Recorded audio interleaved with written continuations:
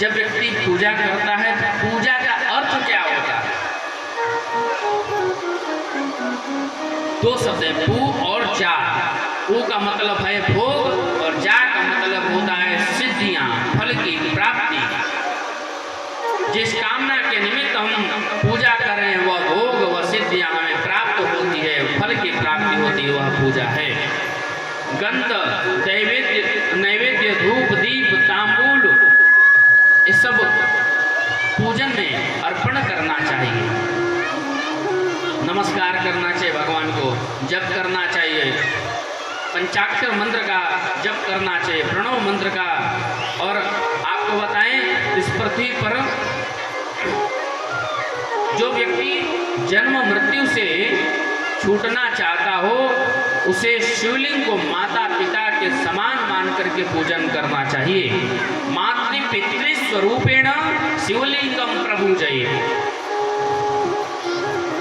और शिव पूजा के 4 अंग हैं। कौन कौन से? पहला अंग है गले में रुद्राक्ष होना चाहिए। जब पूजन करें शिव की तो गले में रुद्राक्ष। फिर उसके बाद है भस्म लगाएं, भस्म का दिया हुआ है। भस्म लगाने से वैराग्य चढ़ता है। अब किसी ने कहा कि स्त्रियों को भस्म नहीं लगाना चाहिए, हमने एक जगह ऐसे सुना, तो आपको बताएं कि शिव का प्रसाद है, हर किसी को भस्म लगाना चाहिए, चंदन लगाना चाहिए, गले में रुद्राक्ष धारण करना चाहिए, सात्विक होना चाहिए। और मंत्र जप, पंचाक्षर मंत्र का मुख में हमेशा जप करते रहना चाहिए। और पूजा नियम से पूजन करे। ये 4 अंग हैं। अगर व्यक्ति 9 करोड़ जप करता है तो उसे मनुष्य की शुद्धि होती है, और 9 करोड़ ज़्यादा जप कर लेगा तो पृथ्वी की शुद्धि होती है, 9 करोड़ और ज़्यादा जप करेगा तो जल की शुद्धि होती है, फिर अग्नि की, वायु की, आकाश की, गंध की, रस की, रूप की, स्पर्श की शुद्धि होती है। और उससे भी ज़्यादा 9 करोड़ जप कर लिया तो शब्द का शुद्धि, और फिर अहंकार मिट जाता है, 9 करोड़ और जप करता है। इस प्रकार से अगर 108 करोड़ प्रणव जप कर लेता है व्यक्ति तो वह जीवन मुक्त हो जाता है, वह शिव के परम पद को प्राप्त हो जाता है। शौनक ऋषि कहते हैं कि पूजन, शिवलिंग का पूजन का विधान क्या है? वो कहते हैं कि जो देखिए, ब्राह्मण के लिए पारद शिवलिंग बताया गया, पूजन करना चाहिए। क्षत्रिय के बाण लिंग यानी नर्मदा के जो शिवलिंग है, वैश्य के लिए स्वर्ण लिंग, शूद्र के लिए शिलालिंग पत्थर की, और स्त्री के लिए पार्थिव शिवलिंग महत्व बताया गया है। और स्त्री नाम तो पार्थिव लिंगम, विरक्त विधवा जो हो उसको रसलिंग की, और जो विधवा हो स्फटिक लिंग की पूजन करना चाहिए। और उसमें सबसे ज़्यादा सर्वश्रेष्ठ पार्थिव जो मिट्टी की बनी होती है, पार्थिव शिवलिंग के निर्माण करके पूजन करने से सर्वश्रेष्ठ मानी गई है। जैसे नदियों में गंगा, उसी प्रकार देवों में भगवान साक्षात महेश्वर, और मंत्रों में प्रणव मंत्र, और पुरियों में काशी, व्रत में शिवरात्रि, और देवी में सबसे उमा श्रेष्ठ हैं। उसी प्रकार सतयुग में मणि लिंग के पूजन का, त्रेता युग में स्वर्ण लिंग, और द्वापर में पारद लिंग का पूजन का विधान दिया है। लेकिन इस कलयुग में पार्थिव शिवलिंग निर्माण करके पूजन करने से उसे महत्व सबसे श्रेष्ठ बताया गया है। लिंग कहते कि अखंड होना चाहिए, और कहते कि वेदिका एक हो, अलग अलग न हो। मिट्टी ला करके और निर्माण करे, शिवलिंग का निर्माण करे। फिर सूर्य जी कहते हैं कि ऋषियों, अब मैं तुम्हें लिंग पूजा की सरलतम विधि बताता हूँ। तो पूजन की तो अनेकों विधि हैं, लेकिन सबसे सरल विधान बता रहे हैं कि हराय नमः बोल करके लिंग, पार्थिव लिंग का मिट्टी का बनाना चाहिए। फिर महेश्वराय नमः से लिंग का निर्माण करना चाहिए। फिर दिया है संभवे नमः। इस मंत्र को बोल करके पार्थिव लिंग की प्रतिष्ठा करें। और शूलपाणे नमः, इस मंत्र से आवाहन करें भगवान शंकर का। फिर पिनाकधृषे नमः, फिर शिवलिंग को स्नान कराएं, पूजन करें। शिवाय नमः बोल करके, ओम शिवाय नमः, इस मंत्र से बोल करके पूजन करना चाहिए शिवलिंग का। फिर ओम पशुपतये नमः से पूजन करने के बाद क्षमा प्रार्थना। और फिर ओम महादेवाय नमः, इस प्रकार से विसर्जन कर देना चाहिए। षडाक्षर मंत्र से अंगन्यास करन्यास करके शिव जी का ध्यान करना चाहिए।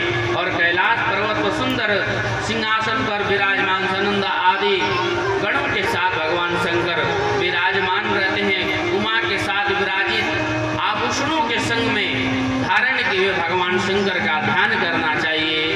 ध्याये नित्यं महेशं रजतगिरिनिभं चारुचन्द्रावतंसं रत्नाकल्पोज्ज्वलांगं परशुमृगवराभीतिहस्तं प्रसन्नं पद्मासीनं समन्तास्तुतिममगणे व्याघकृतिं वसानं विश्वाद्यं विश्ववन्द्यं निखिलभयहरं पंचवक्त्रं त्रिनेत्रं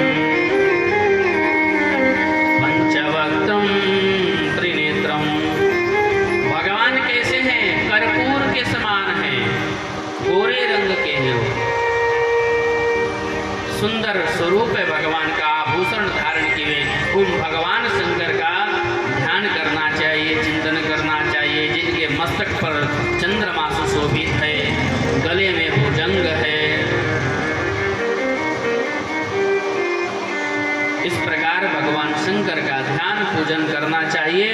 और ध्यान करने के बाद शतरुद्री का पाठ करें।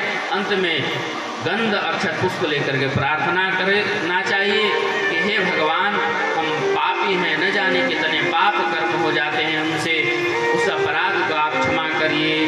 अहम पापी महानद्य पावनश्च भवान महान इति विज्ञाय गौरीश यदिच्छसि तथा कुरु। प्रार्थना करने के बाद प्रदक्षिणा करना चाहिए। इस प्रकार से जिसे विद्या की कामना हो उसे 1000 पार्थिव लिंग पूजन करना चाहिए। धन की कामना से पार्थिव शिवलिंग 500 बना करके पूजन करना चाहिए। जिसे पुत्र की कामना हो 1500 पार्थिव शिवलिंग बना करके पूजन करना चाहिए, तो पुत्र की प्राप्ति होती है। वस्त्र जिसे चाहिए उसे 500 पार्थिव शिवलिंग। मोक्ष के लिए जिसको मोक्ष चाहिए 1 करोड़ पार्थिव शिवलिंग। भूमि के लिए 1000 पार्थिव शिवलिंग निर्माण करके और मोक्ष और सुख के लिए 55,000 पार्थिव शिवलिंग निर्माण करके पूजन करना चाहिए। बोले शंकर भगवान की। किम बहुक्तेन मुनयः स्त्रीणामपि तथान्यतः अधिकारोऽस्ति सर्वेषा शिवलिंगार्चने द्विजा। अपितु शिवलिंग की पूजा करने का सबको अधिकार है। और शिवलिंग का पूजन बिल्व पत्र के साथ ही पूजन करना चाहिए। फिर अनन्य भक्त, शिव भक्त जिसे शिव की लिखा है नैवेद्य किसे भक्षण करना चाहिए, किसे नैवेद्य खाना चाहिए शिवलिंग का लिखा है। और बिल्व पत्र का महात्म्य कि जो शिव भक्त है जिसने शिव मंत्र दीक्षा ली है तो किसी को भी शिवलिंग के प्रसाद को वो खा सकता है। लोग भ्रम में डाल देते हैं कि शिवलिंग का प्रसाद नहीं खाना चाहिए, लेकिन आपको कहें कि जो शिवलिंग का प्रसाद नहीं खाता, निरादर करता है, साक्षात भगवान शंकर का निरादर करता है और उसे नरक की यातना में भोगना पड़ता है। कहते हैं कि किंतु जिसने शिव मंत्र की दीक्षा न ली हो उन्हें जिस शिवलिंग पर चंड का अधिकार है उस लिंग का प्रसाद नहीं ग्रहण करना चाहिए, जो ऊपरी भाग का होता है। नीचे का भाग का जो प्रसाद है उसे ग्रहण कर सकता है। चंडाधिकारो यत्रास्ति तद्भुक्तव्यम न मानवै चंडाधिकारो नो यत्र भुक्तव्यम तच्च भक्तितः। और यदि कोई सामान्य शिला गढ़ करके लिंग बनाया जाता है उस पर चंड का अधिकार होता है, किंतु बाण लिंग और लौह लिंग और सिद्ध लिंग स्वयंभू जो लिंग होता है शिवलिंग प्रकट हुआ उस पर चंड का अधिकार नहीं होता है। शिवलिंग के ऊपर जो भी द्रव्य चढ़ाए जाते हैं वो आग्राह्य होते हैं। और व्यक्ति को भस्म, रुद्राक्ष, पंचाक्षर मंत्र जिसके पास है वह चलता फिरता शिव तीर्थ है। बोलिए भक्तवत्सल भगवान की जय, काशी विश्वनाथ भगवान की जय। और आज की कथा को यहीं पर विश्राम। आइए सुंदर एक भजन गा करके फिर आरती का हम लोग दर्शन करेंगे।